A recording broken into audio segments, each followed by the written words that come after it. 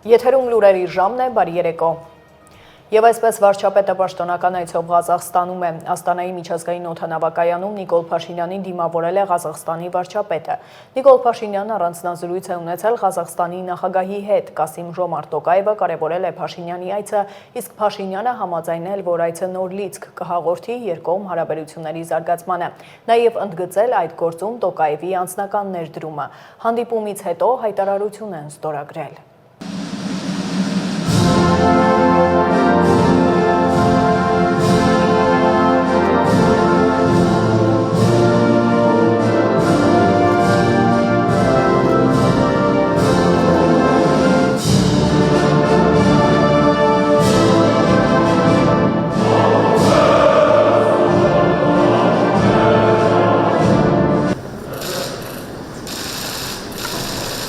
Մեր դինամիկ զարգացող ռազմավարական գործընկերության համար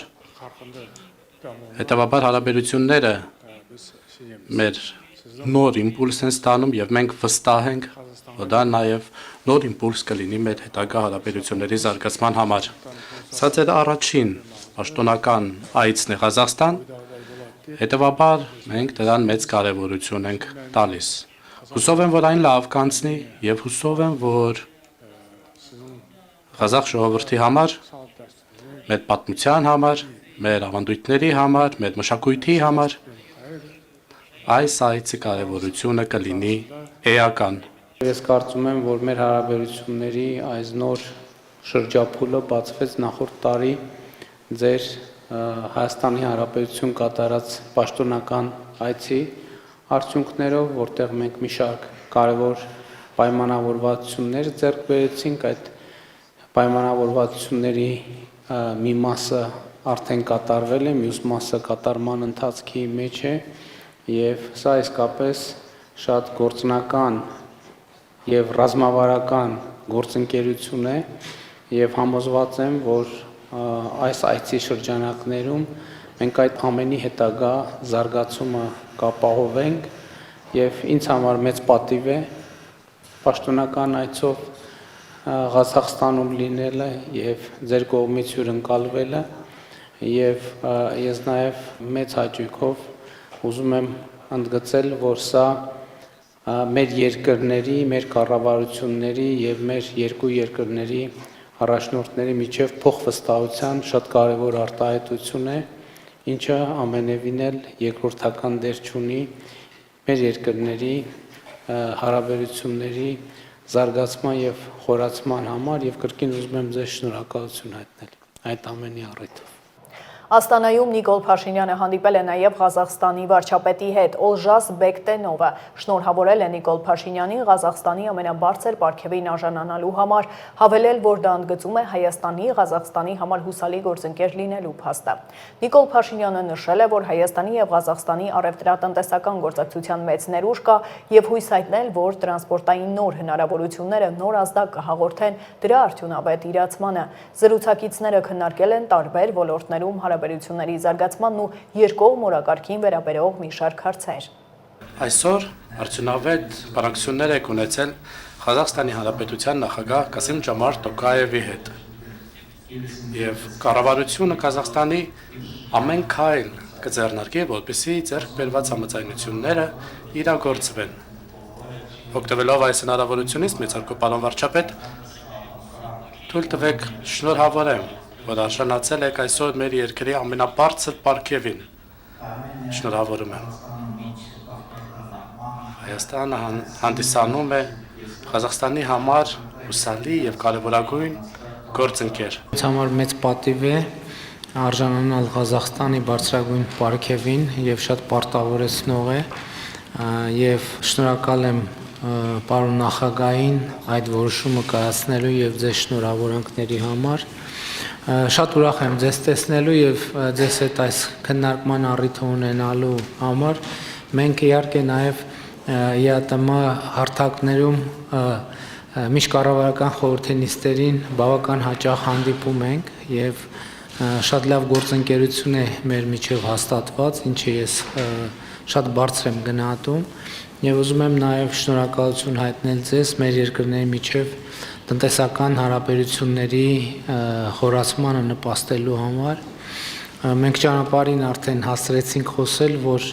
նոր հնարավորություններ են բացվում մեր երկրների միջև առևտրատնտեսային հարաբերությունները խորացնելու համար։ Իհարկե այն դինամիկան, որ ունենք, վատ չի, բայց իրականում պոտենցիալը շատ ավելի մեծ է, բայց մենք տրանսպորտային սահմանափակումների բերումով չենք կարողացել այդ պոտենցիալը օգտագործել, չնայած քաղաքական կամքին, ցանկության, հնարավորություններին, եւ հիմա տրանսպորտային նոր հնարավորություններ են բացվում եւ կարծում եմ, որ այդ հնարավորությունները պետք է օգտագործել։ Նաեւ նախագահ Տոկաևի հետ առիթ ունեցանք քննարկելու մեր երկրների միջև օդային հաղորդակցությունը վերականգնելու հարցը եւ այդտեղ էլ շնորհակալ կլինեմ ձեր աջակցության համար։ Պետք է ասեմ, եւ նախագահ Տոկաևին էլ այդ մասին ասացի, որ մեր երկրում ավիափոխադրումների հետ կապված հիմա ակտիվ զարգացումներ տեղի ունենում են, բայց շուկան դեռ կայացման փուլում է եւ այստեղ նաեւ շատ լավ կլինի, եթե ղազախական ընկերությունները նախաձեռնություն ցուցաբերեն։ Բարձր տեխնոլոգիական արդյունաբերության նախարար Մխիթար Հայրապետյանը լիարժեք սատարում է իր քաղաքական առաջնորդին վեհափառին հեռացնելու գործընթացում։ Ճեպազրույցում լրագրողները հետաքրքրվել են այդ դեպքում ինչու չի մասնակցում պատարակներին։ Հայրապետյանը պատասխանել է, որ պատճառն այնպիսին է, որի մասին չի կարող խոսել ոչ հիմա, ոչ ապագայում։ Վերջին 3 տարիներին չի այցելում պատարակի, թեև գնում է եկեղեցի, աղոթում է, հաղորդակցվում Աստծո հետ։ Հայրապետյանը պատասխանել է նաև վաղը Համալիրում նախատեսված միջոցառման մասին հարցին։ Հայրապետյանը ինչու է Նիկոլ Փաշինյանը բոլոր ԿՊԱ-ականներին հրավիրել Համալիր հանդիպման վաղը։ ԿՊԱ-ականները չի քաղցրահարում։ Եվ նաև ԿՊԱ-ականները։ Վաղ ենթադրում եմ վաղը պարզ կլինի։ Առաջարկում եմ, հա, ես ներկա եմ լինելու, առաջարկում եմ, այո, կա առիթ, վաղը կիմանաք այդ մասին։ Բայց ինչու է գաղտնի պահում։ Չեմ կարծում, բայց ճիշտ եմ համարում, որ վաղը հնչեցվի այդ մասը։ Ասվել է, որ միայն մեռածները կարող են չգան, բոլորը մեկ մարդուս պետք է ներկային։ Ինչ կարևորություն այդքան։ Մեկնաբանություն չունեմ։ Այսինքն քաղաքականները պետական աշխատողների հետ կապ ունի սա, թե ինչ է, նախընտրական հավաք է, ինչ է լինելու։ Վաղը հստակ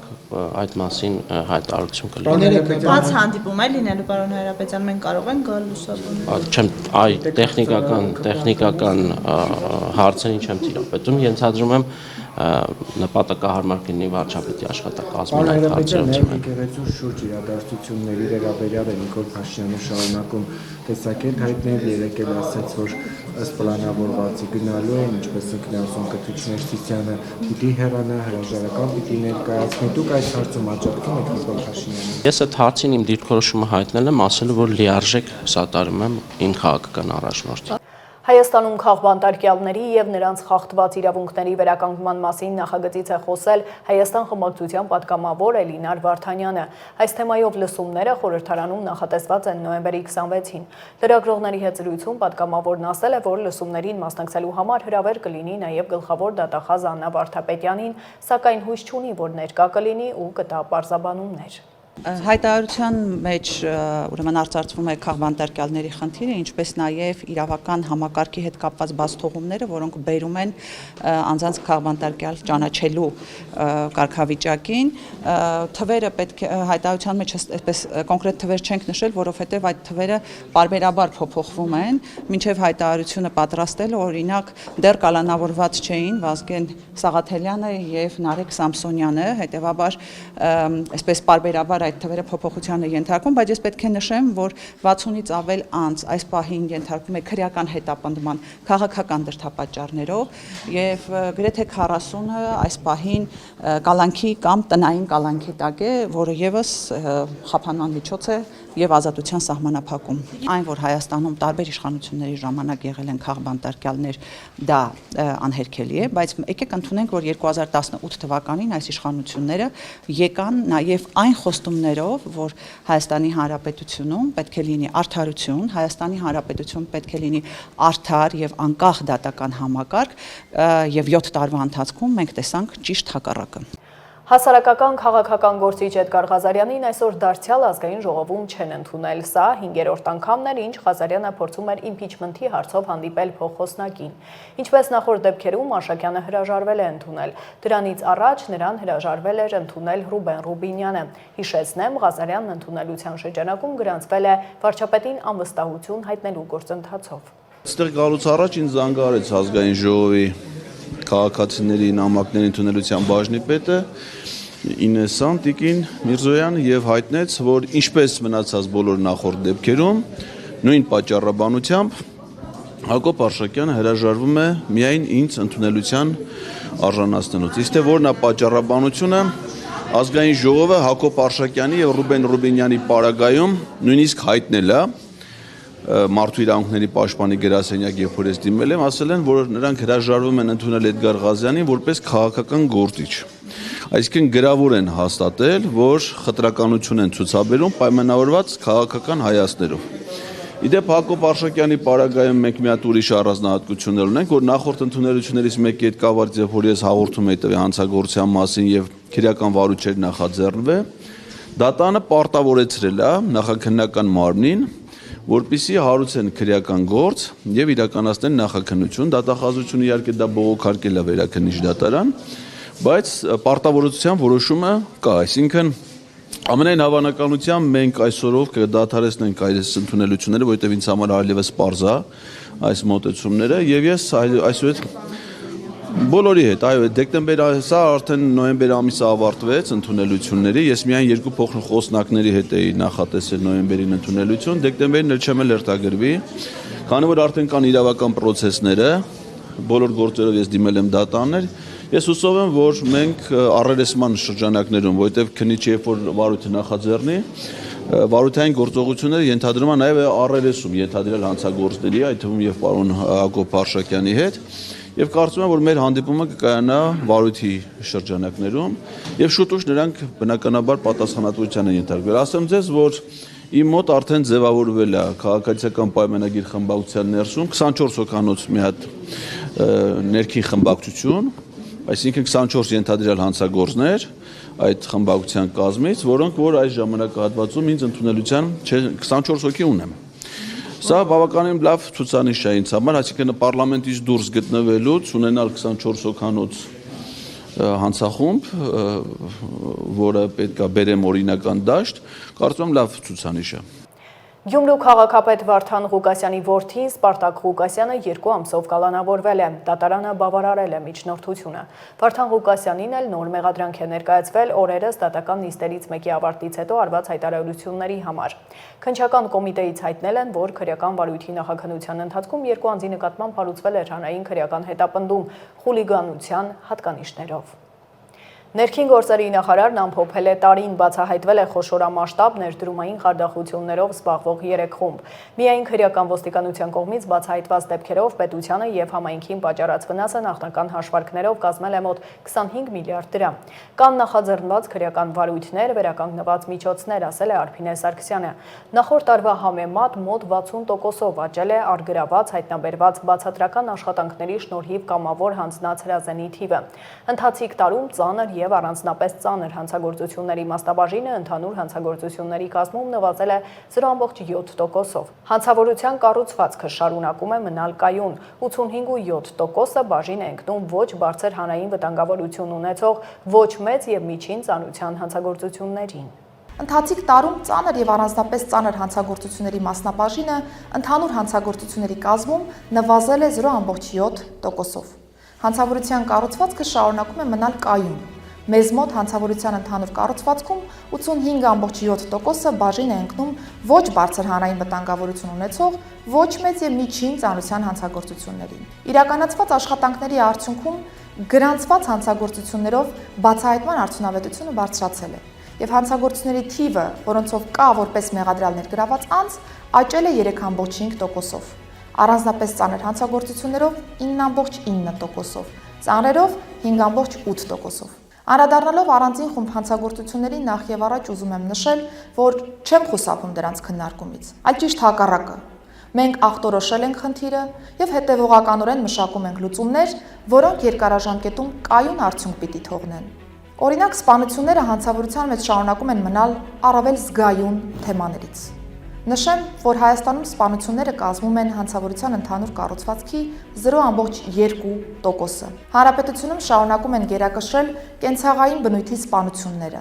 որոնք վերջին տարիների կտրվածքով կտրուկ եւ վտանգավոր աճի տեմպեր չունեն։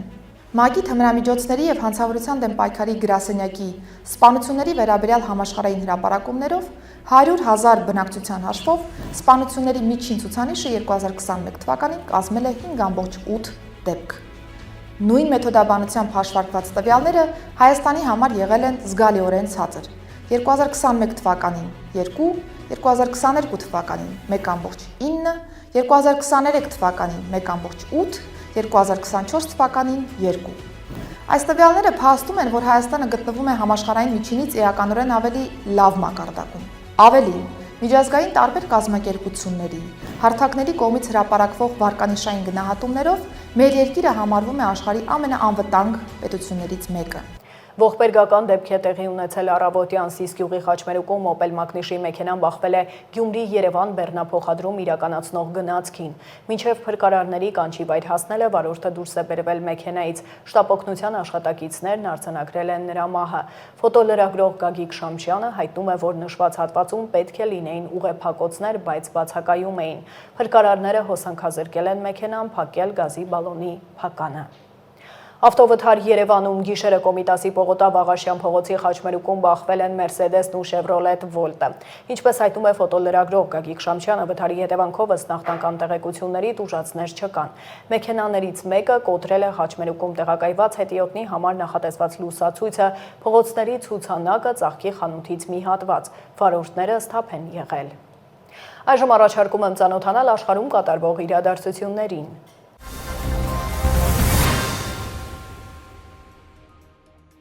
Իրանի արտաքին գործերի նախարար Աբբաս Արաղչին Ռուսաստանի արտաքին գործերի նախարար Սերգեյ Լավրովի հետ հեռախոսազրույցում քննարկել է երկկողմ հարաբերությունները, ինչպես նաև տարածաշրջանային եւ միջազգային զարգացումները։ Ռուսաստանի եւ Իրանի արտաքին գործերի նախարարների քննարկման հիմնական թեման եղել են տարածաշրջանային անվտանգության հարցերը։ Լավրովն իր հերթին տարածաշրջանային խորհրդակցությունների եւ համագործակցության շրջանակի ձևավորումը համարել է տարածաշրջանային երկրների միջև խնդիրներ լուծելու համապատասխան մեթոդ եւ հաստատել է Մոսկվայի պատրաստակամությունը շարունակելու այս հարցում Թեհրանի հետ սերտ համակարգումը։ Սպիտակ տան մամուլի քարտուղար Քերոլայն Լևիթը հերքել է լրատվամիջոցներում հրապարակված այն հաղորդագրությունները, թե ռուս-ուկրաինական հակամարտության ավարտին ուղղված ամերիկյան ծրագիրը մեծ զիջումներ է պահանջում Ուկրաինայից եւ շատ բան չի պահանջում Ռուսաստանի Դաշնությունից։ Լևիթը շեշտել է, որ ԱՄՆ նախագահ Դոնալդ Թրամփը շփումներ է ունեցել ինչպես իր ուկրաինացի, այնպես էլ ռուս գործընկերոջ հետ։ ԱՄՆ վարչակազմի անդամները եւս վերջին շրջանում շփումներ են ունեցել երկու կողմերի հետ։ Քերոլայն Լևիթը հերքել է նաև այն պնդումները, որ ԱՄՆ-ն ռուս-ուկրաինական հակամարտության կարգավորման առաջարկները մշակել է Ռուսաստանի հետ միասին։ Օրերս արևմտյան մի շարք ԶԼՄ-ներ իրենց աղբյուրներին հղում անելով գրել են, որ ԱՄՆ նախագահի վարչակազմը 28 կետից բաղկացած ծրագիր է մշակել, որի համաձայն Ուկրաինան պետք է հրաժարվի իր արևելյան շրջաններից։ Վաշինգտոնի կողմից ռուսական հետագա ագրեսիայից Ուկրաինային եւ եվրոպական անվտանգության երաշխիքների տրամադրման դիմաց։ Ըստ լրատվամիջոցների աղբյուրների Վաշինգտոնը ի թիվս այլ զիջումների Կիևին առաջարկում է հրաժարվել ՆԱՏՕ-ին անդամակցելու գաղափարից։ Ուկրաինայի նախագահ Զելենսկին նոյեմբերի 20-ի երեկոյան ամերիկյան պատվիրակության հետ հանդիպումից հետո հայտնել է, որ Կիևը պատրաստ է աշխատել ամերիկյան նոր առաջարկների շուրջ։ Այս մասին նա գրել է իր Telegram ալիքում։ Ուկրաինայի նախագահը նշել է, որ շատ լուրջ զրույց է ունեցել Պենտագոնի պատվիրակության հետ եւ ամերիկյան կողմը ներկայացրել է Ռուսաստանի հետ պատերազմն ավարտելու իր առաջարկները։ Նրա խոսքով Ուկրաինային անհրաժեշտ է խաղաղության համաձայնագիր, որը չի խաթարի երկրի ինքնիշխանությունը եւ չի ստեղծի նախադրյալներ ռուսական նոր ներխուժման համար։ Նա հավելել է, որ առաջիկա օրերին ակնկալում է խոսել ԱՄՆ նախագահ Դոնալդ Թրամփի հետ։ Զելենսկին հավաստիացրել է, որ ամբողջ ուժով կլծվի պատերազմն ավարտելու գործին։ Բրազիլիայի Բելեն քաղաքում ՄԱԿ-ի կլիմայի փոփոխության մասին շրջանակային կոնվենցիայի կողմերի 30-րդ համաժողովի անցկացման վայրում հրդեհ է բռնկվել այն ժամանակ, երբ բանակցողներն արդեն պատրաստվում էին համաձայնագիր ստորագրել։ Համաժողովի բոլոր մասնակիցները տարհանվել են շենքից։ Հրդեհը բռնկվել է նոյեմբերի 20-ին կեսօրից հետո ցուցահանդեսային տաղավարներից մեկում։ Ծխից թունավորման պատճառով 13 մարդ բուժօգնության կարիք է ունեցել։ Նրանց օգնություն է ցուցաբերվել տեղում։ Ըստ հրշեջների հրդեհի բռնկման պատճառն ամենայն հավանականությամբ եղել է էլեկտրական սարքավորումը։ Հրդեհը վերահսկողության տակ են վերցրել 6 րոպեի ընթացքում։ Նոյեմբերի 10-ից մինչև 21-ն անցկացվող համաժողովին մասնակցում է շուրջ 200 երկրի ներկայացուցիչ։ Քննարկումների գլխավոր թեմաներից մեկը եղել է հանածով առելիքից հրաժարումը։ Ինդոնեզիայի կենտրոնական Ճավա կղզու երկու շրջաններում սողանքների հետևանքով զոհերի թիվը հասել է 31-ի։ Այս մասին հայտնում է Ինդոնեզիայի աղետների հետևանքների վերացման գործակալությունը։ Գործակալության խոսնակը հայտնել է, որ նախորդ շաբաթ Չիլակապ քաղաքում եւ հանգստյան օրերին Բանջարնեգարա շրջանում տեղատարապ անձրևների առաջացրած սողանքների հետևանքով մոտ 21 մարդ անհետ կորած է։ Նա նաև նշել է, որ սողանքի հետևանքով տասնյակ տներ են վնասվել, 7 մարդ վիրավորվել է, իսկ ավելի քան 900 բնակիչ տարհանվել է։ Խոսնակը նաև տեղեկացրել է, որ առնվազն 700 փրկարար, այդ թվում ոստիկաններ եւ զինվորականներ, շարունակում են որոնել անհետ կորածներին։ Ըստ օդերևութաբանական գործակալության, Ինդոնեզիայում անձրևների սեզոնը սկսվել է սեպտեմբերին եւ կշարունակվի մինչեւ ապրիլ, ինչը մեծացնում է ջրհեղեղների եւ ինտենսիվ տեղումների վտանգը շատ շրջաններում։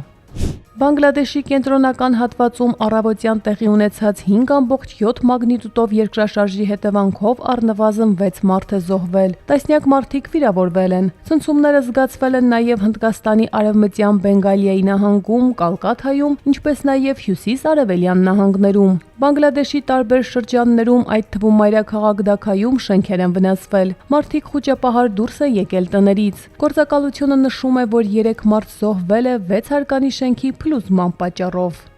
Արմինե Գևորգյան, Update լրատվական։